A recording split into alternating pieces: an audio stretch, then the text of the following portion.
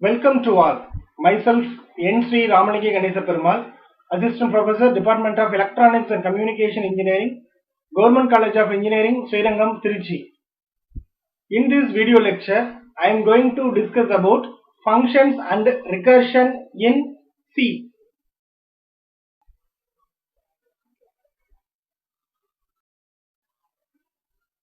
Here we are going to discuss about the structured programming and then the modularization and then top-down approach. There is a particular method or family of methods that a software engineer might use to solve a problem is known as the methodology. During in late 1970s and 80s, the primary software engineering methodology was structured programming. Dijkstra introduced the term structured programming to refer to a set of principles, that is sequence, selection or branching, iteration or looping, etc. for writing well-organized programs that could be more easily shown to be correct. Here, the structured programming is a style of programming designed to make programs more comprehensible and programming errors less frequent. Other computer scientists added further principles such as modularization. What do you mean by modularization? That is breaking down a program into separate procedures, that is a small parts, such as for data input, different stages for processing and output or printing. Modularization makes it easier to figure out which part of a program may be causing a problem and to fix part of a program without affecting other parts.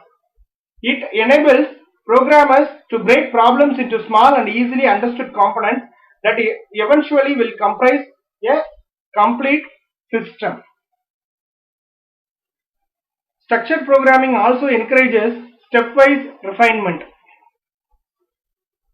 That is a top-down approach in which the stages of processing are first described in high-level terms like pseudocode and then gradually elaborated in their details.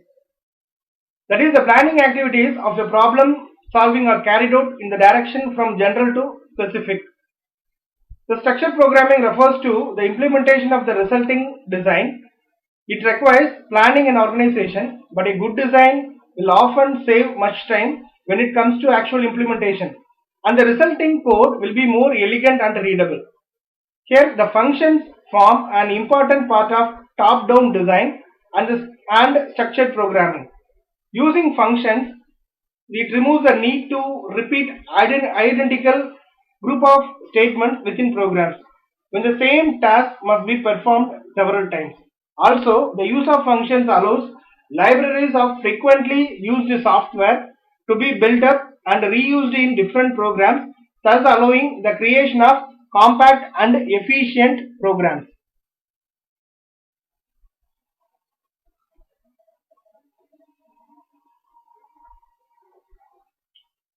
Then the concept of functions.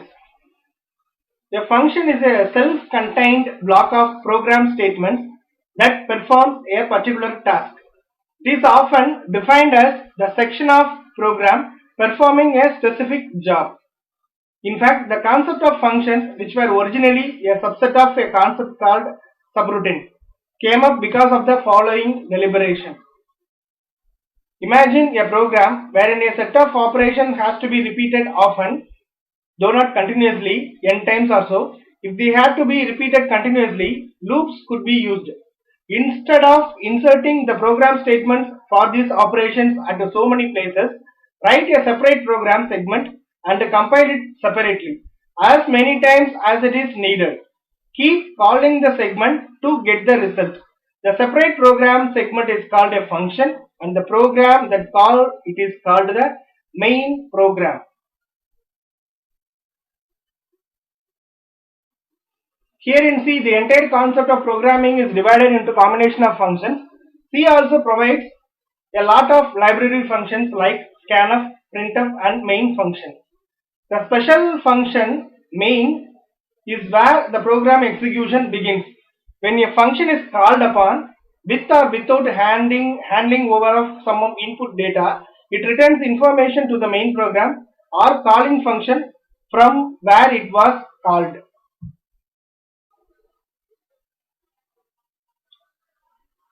What is the need for function?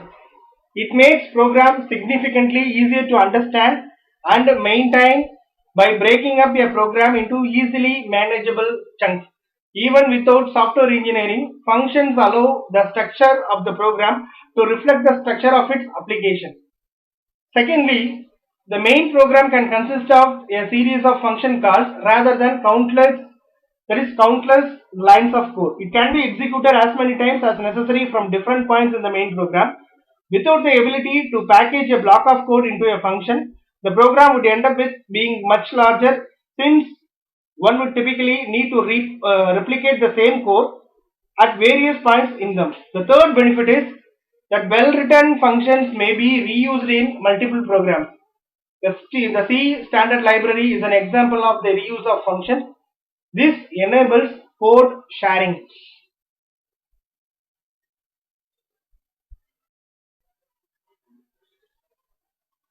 That is, all C programs contain at least one function called the main function, where the execution starts. Returning from this function, the program execution terminates, and the return value is treated as an indication of success or failure of program execution. When a function is called, the code contained in that function is executed, and when the function has finished executing, control returns to the point at which that function was called. The program steps through the statements in sequence in the normal way until it comes across a call to a particular function. At that point, the execution moves to the start of that function, that is the first statement in the body of the function. The execution of the program continues through the function statements until it hits a return statement or reaches the closing brace marking the end of the function body. This signals that the execution should go back to the point immediately after where the function was originally called. Functions are used by calling them from other functions. When a function is used, it is referred to as the called function. Such functions often use data that is passed to them from the calling function. Parameter provide the means by which you pass information from the calling function into the called function. Only after the called function successfully receives the data can the data be manipulated to produce a useful result. Here is the function prototype declaration. All the header files contain declarations for a range of functions as well as definitions for various constants. In a C program, a user return function should normally be declared prior to its use to allow the compiler to perform type checking on the arguments used in its call statement or calling construct. The general form of the function declaration statement is as follows. That is, return data type function name within brackets data type variable 1, or it may be declared as return data type function name within brackets data type list. There are three basic parts in this declaration. That is the function name. This is the name given to the function and it follows the same naming rules as that for any valid variable in C. Then is a return data type. This specifies the type of data given back to the calling construct by the function after it executes its specific task.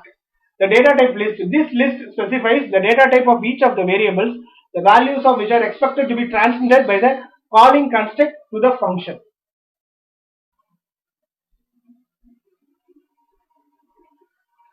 Next one is the function prototype declarations. Here are some of the examples of declaration statements. That is, float is the data type, then F2C is the function name, within brackets data list.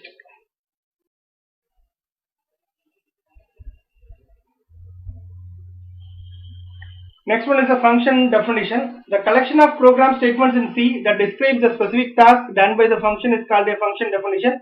It consists of function header and the function body, which is a block of code enclosed in parentheses. The definition creates the actual function in memory.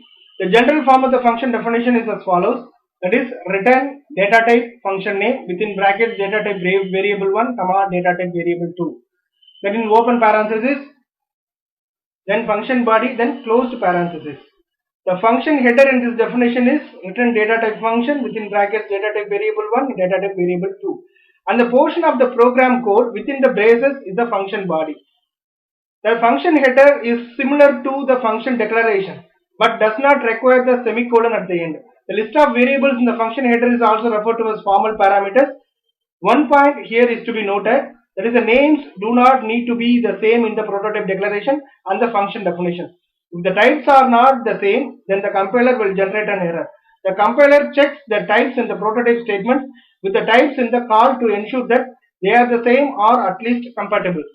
The value of the indicated data type is returned to the calling function when the function is executed. The return statement, that is, a return data type, can be of any legal type. If the function does not return a value, the return type is specified by the keyword void. The keyword void is also used to indicate the absence of parameters. So a function that has no parameters and does not return a value would have the following header. That is void function name of void. A function with a return type specified as void should not be used in an expression in the calling function. Since it does not return a value, it cannot sensibly be part of an expression. Therefore, using it anyway will cause the compiler to generate an error message. There is no standard guideline about the number of parameters that a function can have.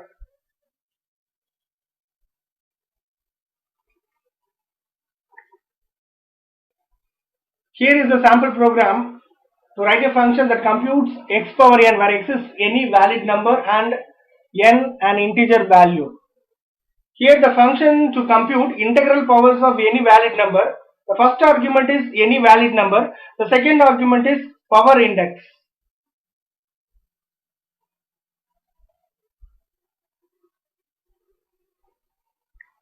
Then the return statement. Here in this, the first statement in the function body declares a variable result that is initialized with the value 1.0. The variable result is local to the function, as are all automatic variables declared within a function body. This means that the variable result ceases to exist after the function has completed execution. The calculation is performed in the for loop. A loop control variable I is declared in the for loop, which will assume successive values from 1 to n. The variable result is multiplied by x once for each loop iteration. Thus, this occurs n times to generate the required value. If n is 0, the statement in the loop will not be executed at all, because the loop continuation condition will immediately fail, and so result will be left as 1.0. The next one is a return statement. The general form of the return statement is as follows: return expression or return of expression, where expression must evaluate to a value of the type specified in the function header for the return value. Here is the example is x is equal to power of, that is within brackets, power of 2, 5, 2 closed brackets. Here the inner call to the power returns 32, which is then used as an argument for the outer call to power. This call to power passes 32 and 2, and power will return the value 1024, which would get assigned to x. If a function returns a value, usually it has to be assigned to some variable, since a value is being returned. If there is no assignment specified, then it is a valid statement in C. Here the following statement may be used instead of the statement sum of a comma b to avoid the warning message, that is a void sum of a comma b. Thus the return value is purposely discarded in this manner. If the type of return value has been specified as void, there must be no expression appearing in the return statement. It must be written simply as return. For such a case, the return statement may be omitted if desired. Also note that when a function does not return a value, the return statement is not followed by an expression, just a semicolon right away. Actually, if there is not a return statement at the end of a function and the execution gets to the end of the function, a return statement is assumed and the control goes back to the caller. A function can only return one value. A function with return type void does not return any values. There may be more than one return statement in a function, but only one return statement will be executed per calling to the function. The standard C permits the main to be defined with 0 or 2 parameters as demonstrated here. Next one is an function calling. Here, whenever the function is called from some portion of a program, which means the program control passes to that of the called function, Once a function completes its task, the program control is returned back to the calling function. Generally, a function will process information passed to it from the calling statement of a program and return a single value. A function with return type void does not return any value. It only returns the control from called function to the calling function. The general form of the function call statement is function name within brackets variable 1 comma variable 2, or it may be declared as variable name which is equal to function name of variable 1 comma variable 2. If there are no arguments to be passed in the function, the argument is void. Then the calling statement would be function name within null, or variable name equals function name of within null. Information will be passed to the function via special identifiers or expression called arguments or actual parameters and returned via the return statement. The next is the rules for parameters while using functions. The number of parameters in the actual and formal parameter list must be consistent. The parameter association in C is positional. This means that the first actual parameter corresponding to the first formal parameter, the second matches the second, and so on. Then the actual parameters and formal parameters must be of compatible data types. Then actual parameters may be a variable, constant, or any expression matching the type of the corresponding formal parameter.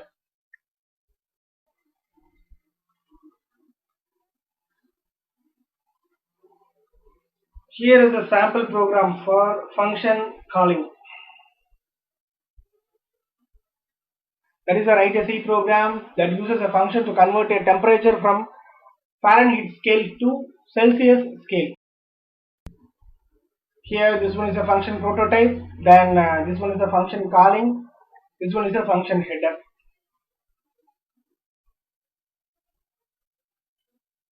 Then the call by value mechanism. The technique used to pass data to a function is known as parameter processing. Data are passed to a function using one of the two techniques. One is the pass by value or call by value, and second one is the pass by reference or call by reference. In call by value method, a copy of the data is made and the copy is sent to the function. The copies of the value held by the arguments are passed by the function call. Since only copies of the values held in arguments are passed by the function call to the formal parameters of the called function, the value in the arguments remains unchanged. In other words, only the copies of the values held in the arguments are sent to the formal parameters. The function cannot directly modify the arguments passed. This can be demonstrated by the simple example.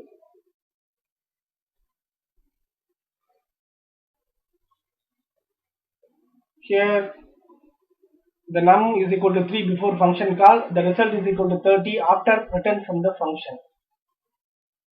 This one is a function prototype, this one is a function declaration, this one is a function definition.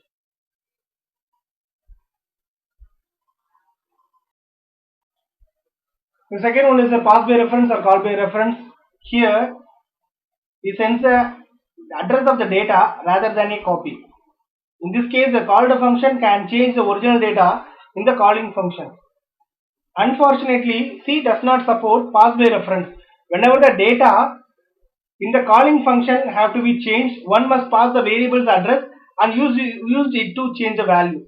Here values are passed by handling over the addresses of arguments to the called function. It is possible to change the values held within these arguments by executing the function. This appears as if multiple values are returned by the called function. Detailed will be explained in pointers chapter. Then working with the functions. Functions can be used in a program in various ways. Functions that perform operations on their parameters and return a value. Functions that manipulates the information on the parameters and returns a value that simply indicates the success or failure of that manipulation. The third one is a function having no return type, that is strictly procedural. The functions that perform operations on their parameters and return a value. This category may be classified into two types. One is a function with a fixed number of parameters. Second one is a function with variable number of parameters, such as printf function. This is a sample program that uses a function to find the greatest common divisor of two integers. To find the GCD using a function, two integers should be passed as a parameters, let they are x and y.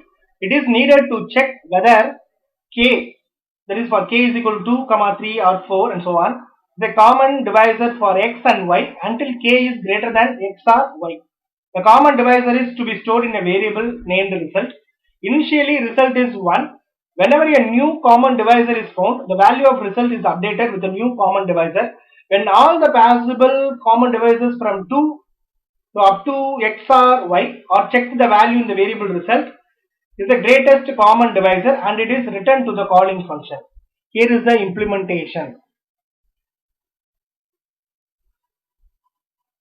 Then another program is to print the prime factors for a given number using the function. Here the output is enter the number 51. The prime factor of 51 is 317.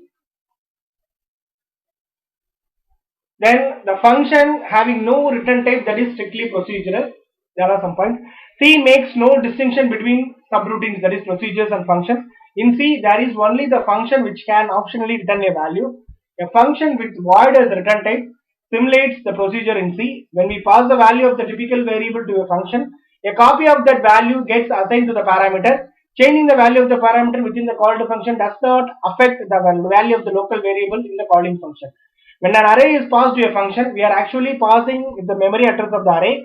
The called function changes specific entries in the array. These entries remain changed when control gets back to the calling function.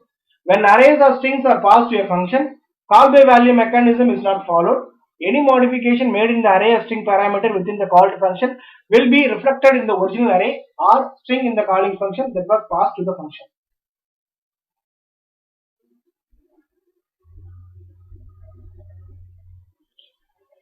Another is a sample program that uses a function to sort an array of integers using bubble sort algorithm.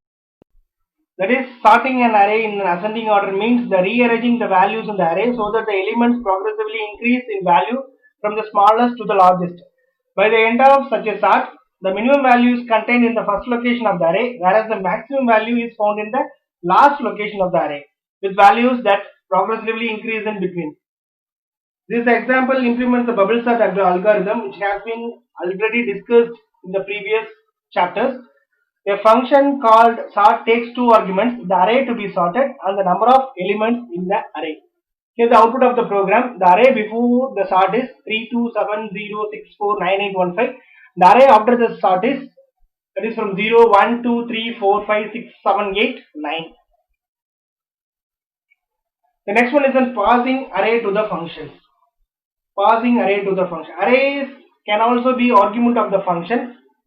When an array is passed to a function, the address of the array is passed and not the copy of the complete array. Therefore, when a function is called with the name of the array as the argument, the address to the first element in the array is handed over to the function. Hence, when an array is a function argument, only the address of the array is passed to the function called. This implies that during its execution, the function has the ability to modify the contents of the array that is specified as function argument. Therefore, array is not passed to a function by value. This is an exception to the rule of passing the function arguments by value. Consider the following example.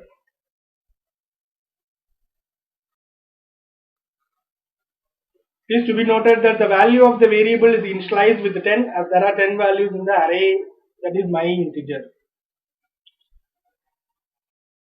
Here is another example, that is write a program that uses a function to find the maximum value of the array.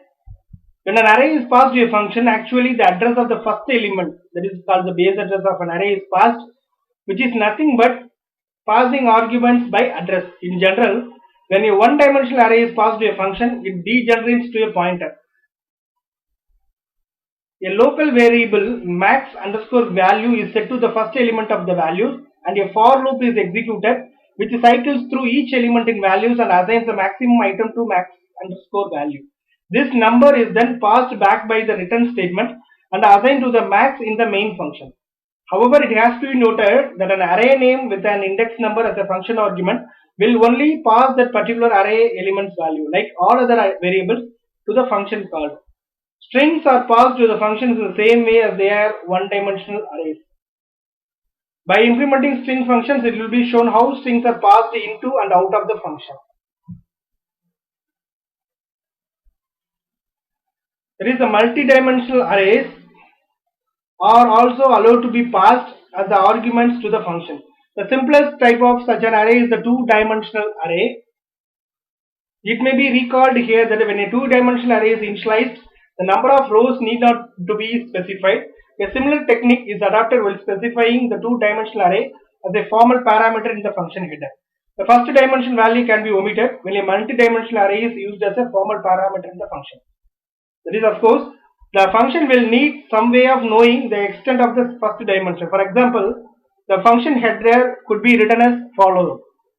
That is, double yield within brackets double the array of, that is AR of the first dimension, which is empty. The second dimension is 4, comma int index.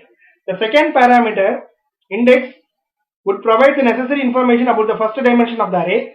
The function can operate with the two-dimensional array with any value for the first dimension, but with the second dimension fixed at 4.